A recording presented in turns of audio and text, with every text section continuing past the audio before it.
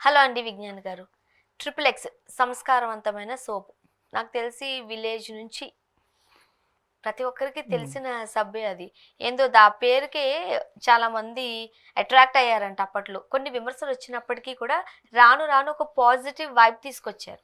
అది ఒక రకంగా చెప్పాలంటే అందరూ సక్సెస్ సాధించారని అనుకోవచ్చు. ఇంతమందిని దాన్ని ఒప్పించడం అనేది చాలా మంచి విషయం. బట్ ఆ ఓనర్ అన్ఫార్చునేట్లీ చనిపోయారు అని అంటున్నారు. నిజమేనా? అసలు ఏమైంది? మాణిక్కవేల్ అరుణాచలం. హ్మ్. చెన్నైకి చెందిన ఆయన తమిళనాడు మనిషే. కాకపోతే ఏంటంటే చిన్నతనంలోనే గుంటూరు వచ్చి ఇక్కడే స్థిరపడిపోయారు. వాళ్ళ అరండల్పేటలో 1980స్లో ఇక్కడే స్థిరపడిపోయారు. ఓకే. ఏం చేద్దాం సబ్బుల వ్యాపారం చేద్దాం అనుకున్నాడు. డిటర్జెంట్ సోప్స్, అది కాదు ఒంటివి కాకుండా.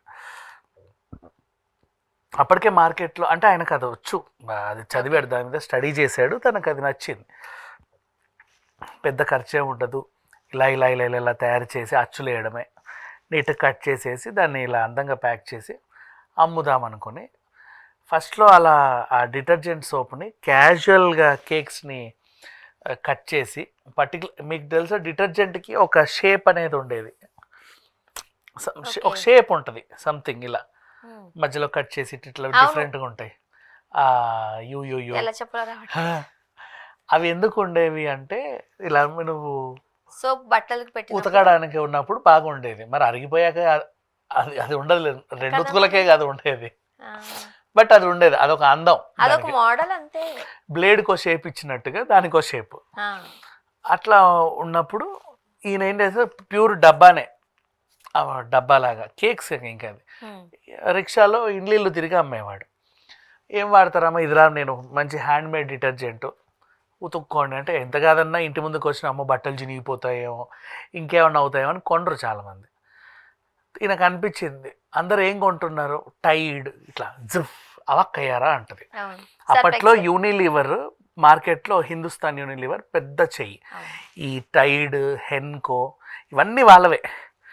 సో ఈ డిటర్జెంట్స్ అన్ని టాప్లో ఉన్నాయి. ఏరియల్, ఈ బ్రాండ్స్ అన్నీ కూడా, వీల్, రిన్ను సబ్బులు రిన్, చాలా బ్రాండ్ అది. ఇవన్నీ సర్ఫ్ కూడా ఎక్సెల్.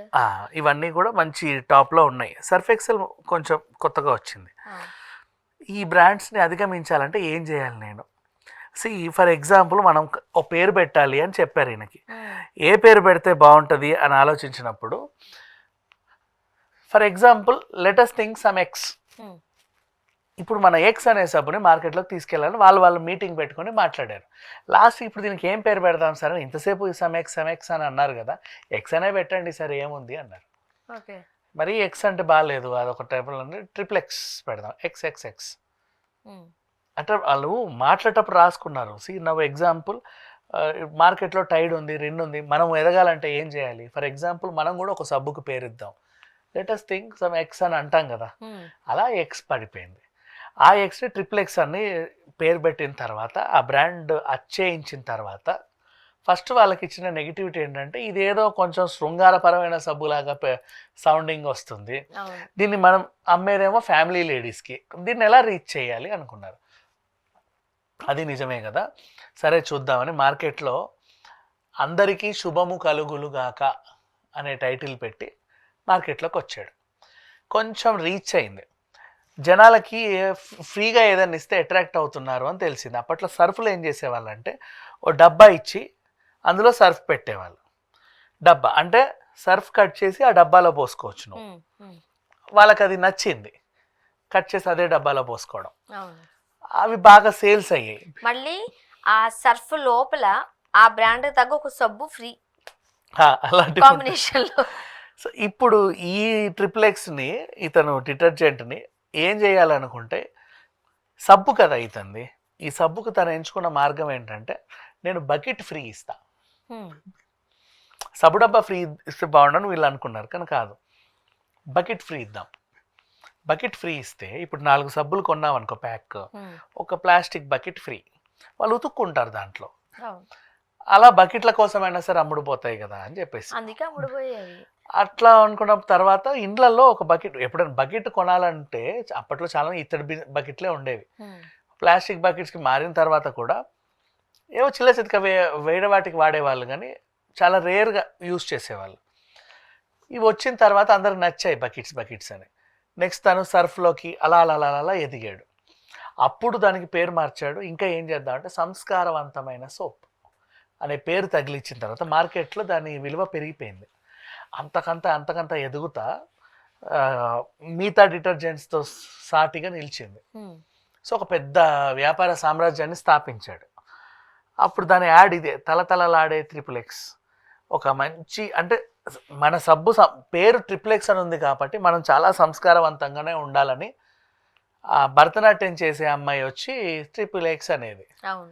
భరతనాట్యం చేసే అమ్మాయికి బట్టలు ఉతకాల్సిన అవసరం ఏంటని కూడా చాలామంది అన్నారు. మిగతా వాటిలో ఏంటంటే యాడ్స్ అలా ఉతికి చూపించేవే ఉండేవి, ఇలా మరకలు ఇలా పోతాయి అని. బట్ ఈ వీళ్ళది మాత్రం సంథింగ్ డిఫరెంట్, సంస్కారవంతమైన సబ్బు అది. అయినా సరే అది హిట్. చాలా మంది, ఎక్కువ మంది బ్రాహ్మిన్స్ బాగా అలవాటు పడ్డారు దానికి. తర్వాత అలా అలా అలా అలా ఇంకా అసలు పెరిగిపోయింది. నెక్స్ట్ మళ్ళీ ఈయనకి ఇంకో స్ట్రాటజీ. ఈ సబ్బులో అప్పట్లో ఫస్ట్ రిన్ ఉపయోగించిన స్ట్రాటజీ. సబ్బు ఇంత పొడవు ఇచ్చేది, నువ్వు ఇంటికి వచ్చి ముక్క చేసుకొని వాడుకున్నా, అదేదో 2 ముక్కలు కొనుక్కు చావచ్చు కాదు, బట్ అదొక ఆనందం. ఆ అందంలో వీళ్ళు ఏం చేశారు, ఆ సబ్బుని ఇంత చిన్న సబ్బు ఇవ్వడం స్టార్ట్ చేశారు. చిన్నది అంటే నువ్వు జర్నీకి వెళ్ళినప్పుడు చిన్న పేస్ట్ చిన్న సబ్బు ఎలా కొంటావో బట్టల సబ్బు ఎందుకు చిన్నగా ఉండకూడదు అని ఆ చిన్న సబ్బు తయారు చేసింది XXX. అది మళ్ళీ విచ్చలవిడిగా సేల్స్. దాన్ని చూసి మళ్ళీ రిన్ను గిన్నె అన్నీ వచ్చేసాయి. ఇలా మార్కెట్లో కొత్త ప్రయోగాలు చేసి బాగా ఎదిగాడు. ఇప్పుడు పాపం అంటే కొంతకాలంగా అనారోగ్యంగా ఉన్నాడు ఆయన. రకరకాల హాస్పిటల్లో చూపించినప్పటికీ కొంచెం ఉపయోగం లేకుండా పోయింది. లాస్ట్కి ఇంకా చూపించారు, చెన్నైలోను ముంబైలోను తీసుకెళ్ళి చూపించారు, కానీ ఆరోగ్యం బాగా చెడిపోయి అక్కడే గుంటూరులోనే చనిపోయాడు. ఇప్పుడు ఈ వ్యాపార సామ్రాజ్యాన్ని కూడా తను ముందే వారసుని ప్రకటించుకున్నాడు. రకరకాల ఇప్పుడు XXXలోనే బోల్డ్ ఇవి ఉంటాయి. నీకు ఇప్పుడు మళ్ళీ వాషింగ్ మిషన్ వచ్చిన తర్వాత టాప్ లోడ్ వాషింగ్ మిషన్కి ఒక సర్ఫ్, ఫ్రంట్ లోడ్ వాషింగ్ మిషన్కి ఒక సర్ఫ్, ఈ డబల్ వాషింగ్ మిషన్లకు ఒక సర్ఫ్, మామూలుగా బట్టల్లో ఉతకడానికి ఒక సర్ఫ్, ఇట్లా 4-5 రకాల సర్ఫులు, వాటికంటూ కొన్ని పేర్లు, మ్యాటిక్, గీటిక్, టీటిక్ అని ఏవో పెట్టావు.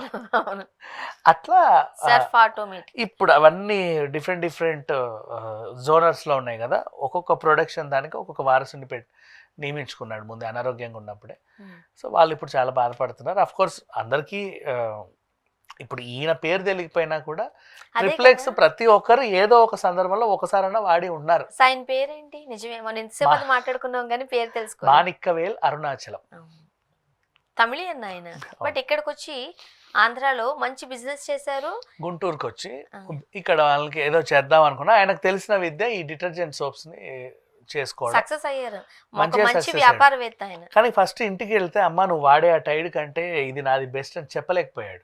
ఇప్పుడు నేను అనట్లేదులే టైడ్ కంటే XXX బెస్ట్ అని, బట్ అంటే మీరు ఇండ్లలో వాడే అడ్వర్టైజ్మెంట్లు చూస్తారు కానీ నేను చేత్తో తయారు చేశానమ్మా. ఇప్పుడు మనకి హ్యాండ్ మేడ్ సోప్స్ అంటే బాగా ఫేమస్, కానీ ఒకప్పుడు చేత్తో తయారు చేసామని ఇల్లు తిరిగి అమ్మితే దగ్గర కూడా రానిచ్చేవాళ్ళు కాదు.